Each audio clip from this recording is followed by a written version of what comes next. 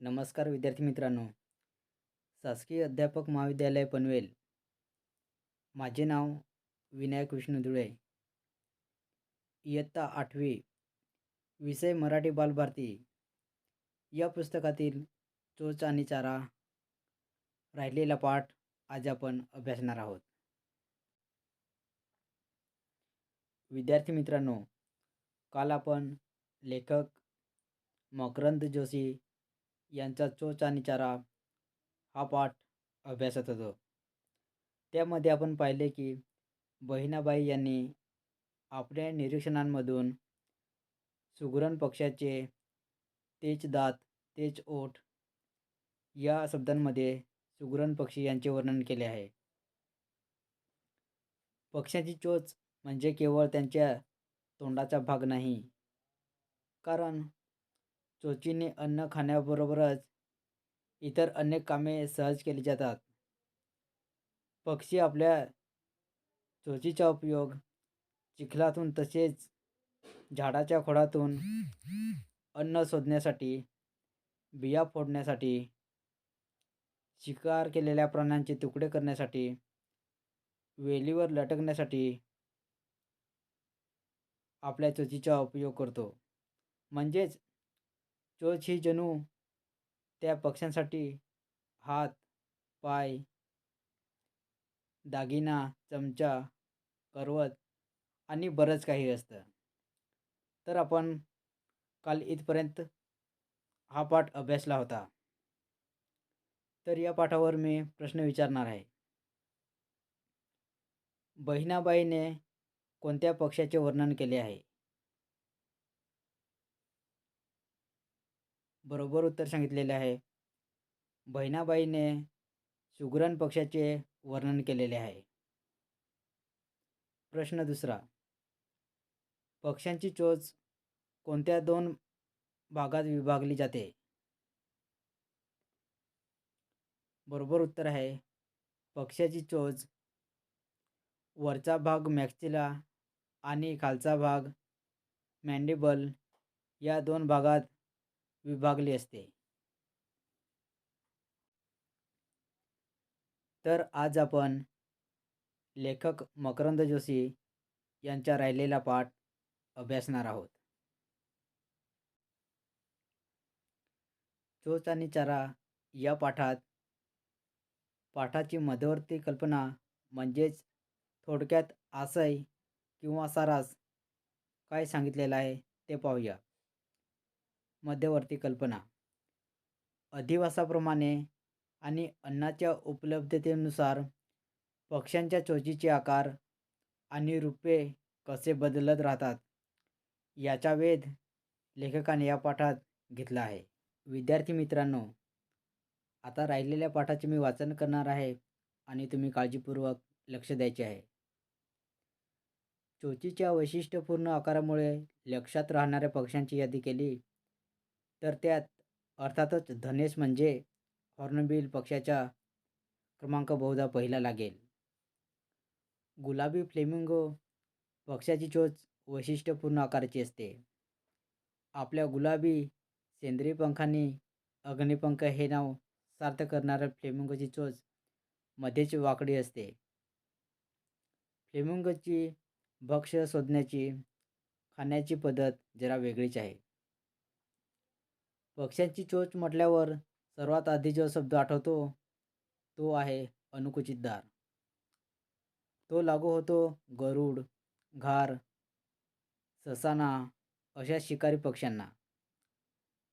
सापापासून ते शशापर्यंत अनेक प्रकारच्या प्राण्यांची शिकार करणाऱ्या या पक्ष्याने आपली शिकार घट्ट पकडता यावी, तिचे तुकडे करता यावेत म्हणून बाकदार अनुकुचीदार चोच असते. या चोचीचा वरचा भाग खालच्या भागापेक्षा थोडा लांब आणि वळलेला असतो. या उलट सुतार, हुप्पो या पक्ष्यांची चोच एकदम सरळसोट असते. त्यांना जमिनीवरचे किडे, झाडाच्या खोडात दडलेले किडे शोधून काढायचे असतात.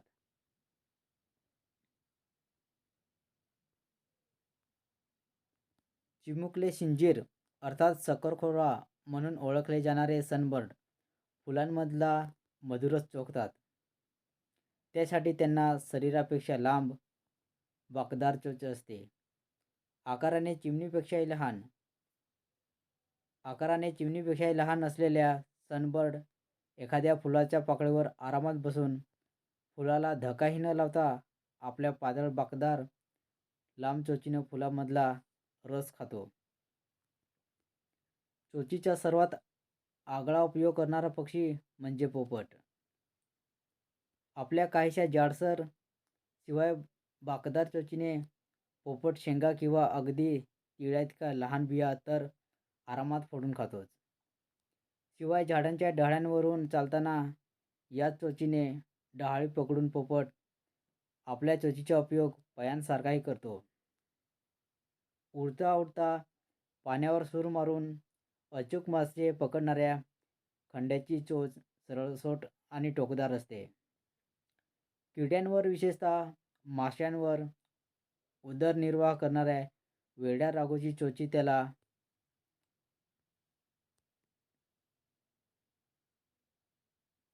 उडता उडता माशा टोळ पकडायला सोपं जावं अशी सरळ आणि लांब असते.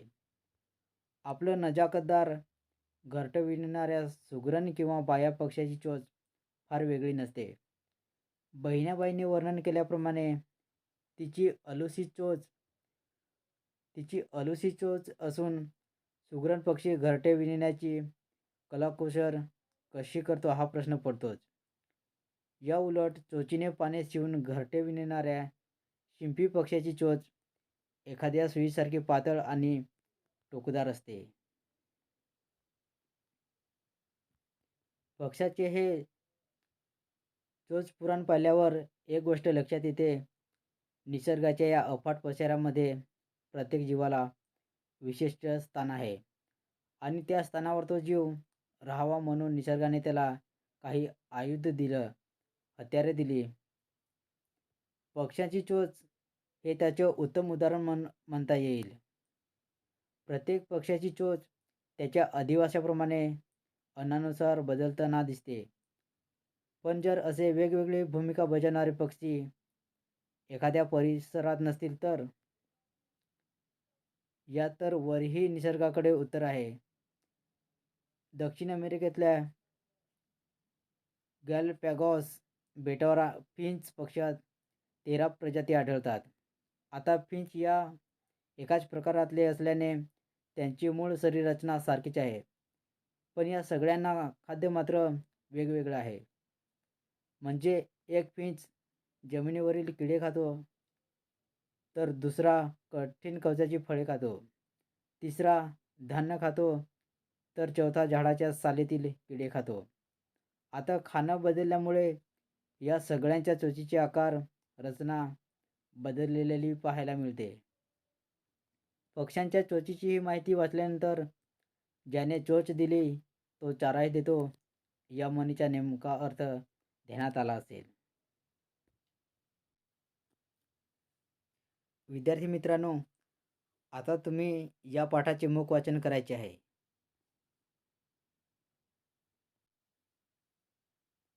आता तुमचे सगळ्यांचे मूक वाचन झाले असेल तर मी तुम्हाला प्रश्न विचारतो.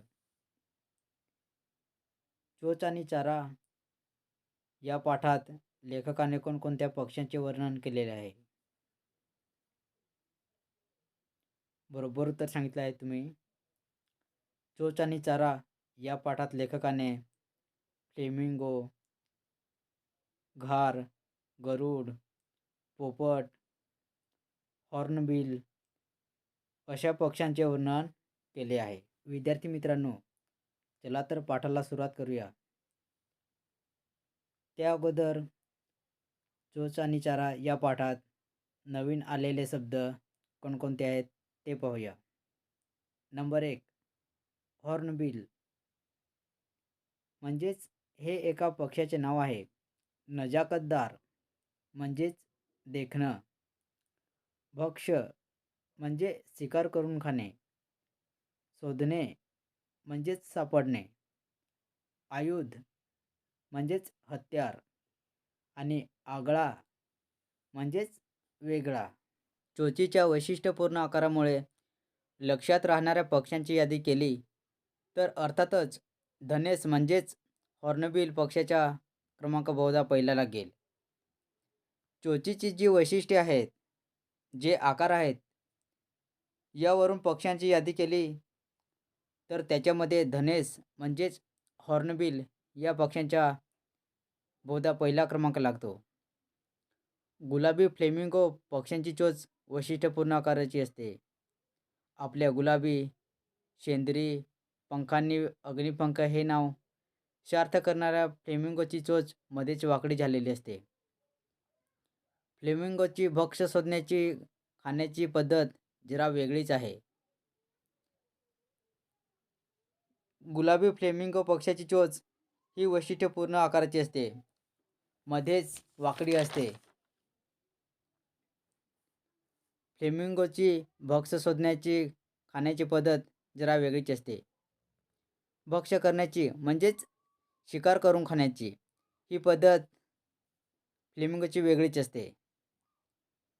पक्ष्यांची चोच म्हटल्यावर सर्वात आधी जो शब्द आठवतो तो आहे अणकुचीदार. तो लागू होतो गरुड, घार, ससाना अशा शिकारी पक्ष्यांना. सापापासून ते सश्यापर्यंत अनेक प्रकारच्या प्राण्यांची शिकार करणाऱ्या या पक्ष्यांना आपली शिकार घट्ट पकडता यावी, तिचे तुकडे करता यावेत म्हणून बाकदार, अणकुचीदार वरचा भाग खालच्या भागापेक्षा थोडा लांब आणि वळलेला असतो. या उलट सुतार, हुप्पो या पक्ष्यांची चोच एकदम सरळसोट असते. त्यांना जमिनीवरचे किडे, झाडाच्या खोडात दडलेले किडे शोधून बाहेर काढून खायचे असतात.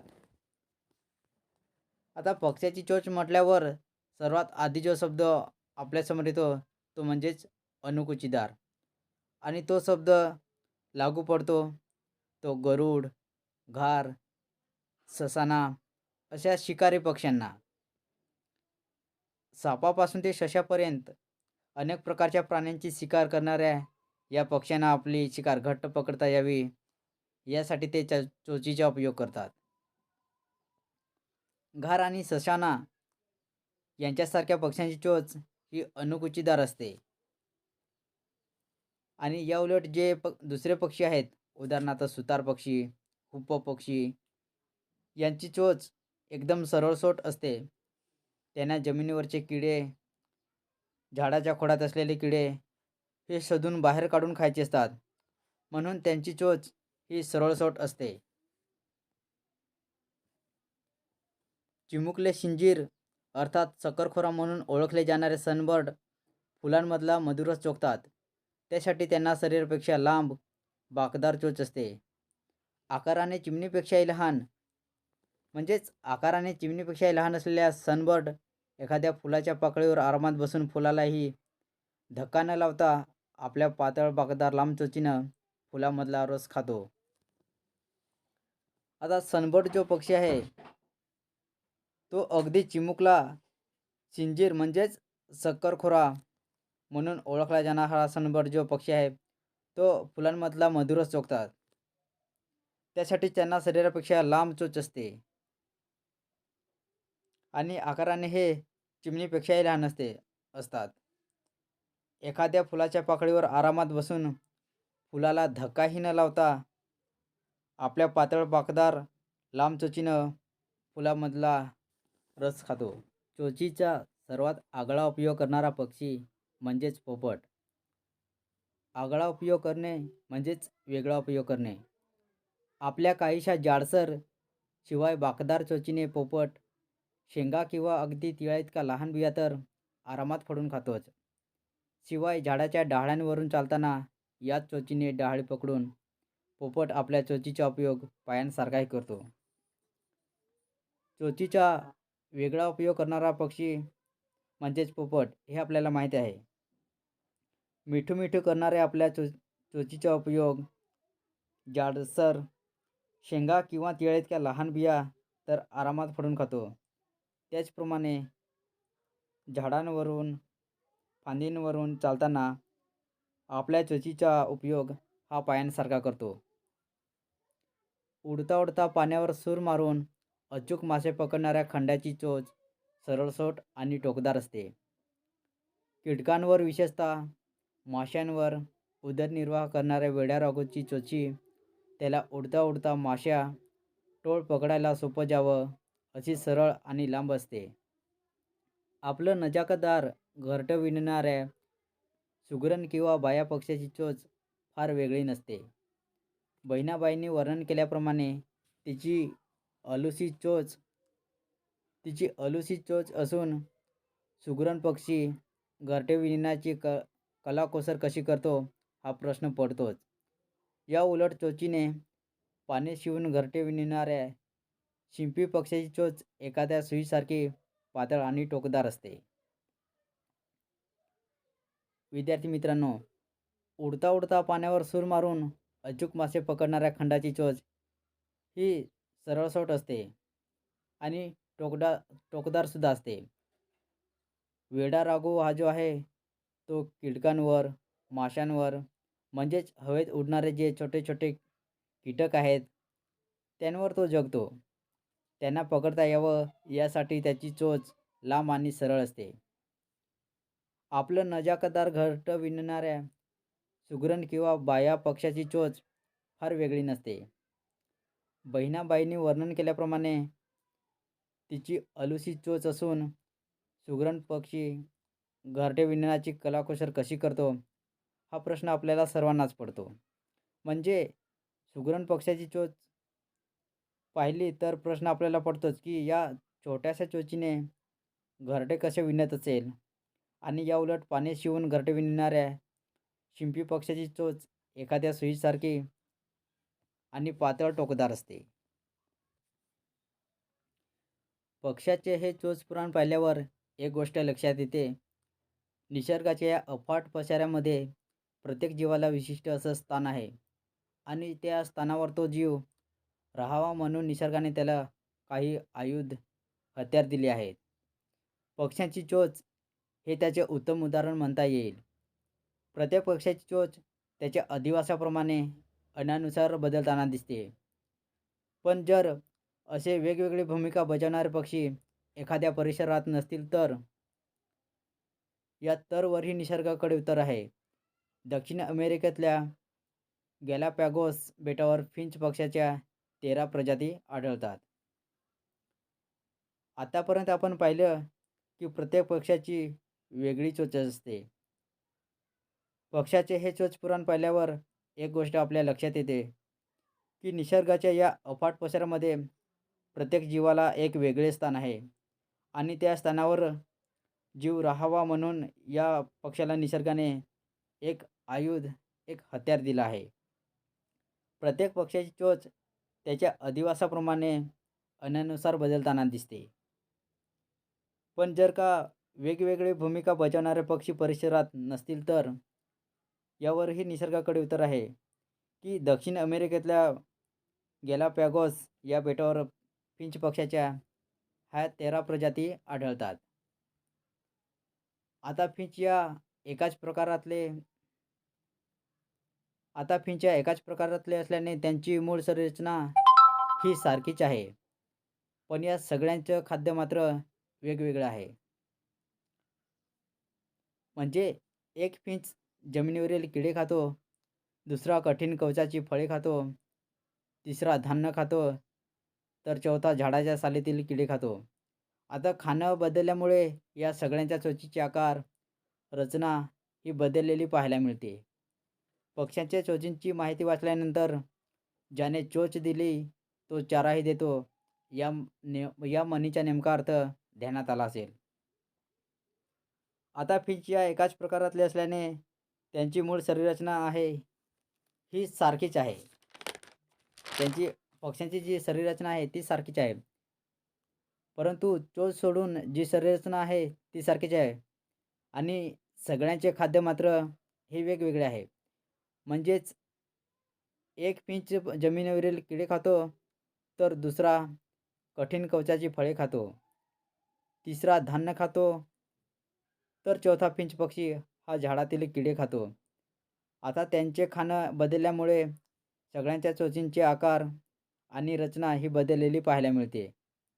या पक्ष्यांच्या चोचींची माहिती वाचल्यानंतर ज्याने चोच दिली तो चाराही देतो या म्हणीचा अर्थ ध्यानात आपल्या आला असेल. विद्यार्थी मित्रांनो, हा पाठ आपला इथे संपला आणि हा पाठ सगळ्यांनाच समजला असेल असे मी गृहीत धरतो. तर हा पाठ आपला इथे संपला. या पाठावर मी काही प्रश्न विचारणार आहे. त्याची तुम्ही उत्तरे द्यायची आहेत. मी विचारलेल्या प्रश्नांची तुम्ही उत्तरे द्यायची आहेत. प्रश्न पहिला, चोचींचे आकार पक्ष्याप्रमाणे बदलतात या विधानाचा अर्थ सांगा. बरोबर उत्तर सांगितलेले आहे. सापापासून ते सस्यापर्यंत अनेक प्रकारच्या प्राण्यांची शिकार करणाऱ्या घार या पक्ष्यांची शिकार घट्ट धरून ठेवता यावी व तिचे तुकडे करता यावे यासाठी चोच अनुकुचीदार व टोकाजवळ बाकदार असते. किंजीर पक्षी चिमणीपेक्षाही लहान व नाजूक असतो. त्याला पाकळीवर बसून मध शोषून घेता यावं म्हणून त्याची चोच पातळ, लांब व बाकदार असते. उडता उडता माश्या टोळ पकडता यावेत यासाठी वेडा राघू या पक्ष्याची चोच सरळ व लांब असते. सुतार व हुप्पो या पक्ष्याची चोच सरळसोट असते. अशा चोचींमुळे जमिनीवरचे किडे व झाडाच्या खोडामधले किडे शोधून काढणे त्या पक्ष्यांना सुलभ बनते. अशा प्रकारे जसे भक्ष्य तशी चोच असे समीकरण तयार झाले आहे. प्रश्न दुसरा, पक्ष्यांच्या चोच पुराणातून तुम्हाला मिळालेली नवीन माहिती सांगा. बरोबर उत्तर सांगितलेले आहे. पक्ष्यांच्या पिल्लांना एक टूथ असतो. हे तर मला आताच कळले. पक्ष्यांच्या चोचीजवळची छिद्रे म्हणजे त्यांचे नाकच. माणसाचे नाक त्यांच्या तोंडावर असते. पक्ष्यांचे नाक त्यांच्या चोचीवर असते. माणसाची अन्ननलिका व श्वसननलिका घशामध्ये एकत्र येतात. पक्ष्यांमध्येही अशीच रचना असावी असे मला वाटू लागले आहे. पक्षी चोचीने अन्न खातात हे मला दिसत होते. चोचीने ते आणखीही काही कृती करतात हेही दिसायचे, पण खास लक्ष गेले नव्हते. हा पाठ वाचल्यावर लक्षात आलं की चोच म्हणजे हा त्यांचा हातच. प्रश्न तिसरा, ज्याने चोच दिली तो चाराही देतो या म्हणीचा अर्थ सांगा. बरोबर उत्तर सांगितलेलं आहे. पक्ष्याचे जसे खाद्य असते तशा प्रकारची चोच त्याला मिळालेली आहे. चोचीचा आकार वेगवेगळा असल्यामुळे सगळ्यांचे खाद्य वेगळे ठरले. सगळ्यांचे खाद्य एकच असते तर त्यांना खाद्य पुरले नसते. त्यांची उपासमार झाली असती. गॅलापॅगोस या बेटावरील फिंच पक्ष्याची माहिती खूप महत्त्वाची आहे. त्या बेटावर या एकाच प्रकारचे पक्षी आहेत. त्यांची उपासमार होऊ नयेत म्हणून निसर्गाने त्या पक्ष्यांना वेगवेगळ्या आकाराच्या चोची दिल्या. त्यामुळे एकच परिसर असूनही त्या पक्ष्यांना पुरेसे खाद्य मिळू शकते. म्हणजेच त्याच्या चोचींना निसर्गाने चारा दिला, अन्न दिले. हाच त्या म्हणीचा अर्थ आहे. विद्यार्थी मित्रांनो, आता मी तुम्हाला गृहपाठासाठी प्रश्न देणार आहे. तो तुम्ही वहीत लिहून घ्यायचा आहे आणि उद्या येताना लिहून आणायचे आहे. प्रश्न पहिला, पाळीव पक्ष्यांविषयी माहिती लिहा. प्रश्न दुसरा, तुम्हाला परिचित असलेल्या पक्ष्यांच्या नावाची यादी करा व त्या पक्ष्यांच्या नावासमोर त्यांचे वैशिष्ट्य लिहा. तर हा पाठ इथे संपला असे मी जाहीर करतो. धन्यवाद.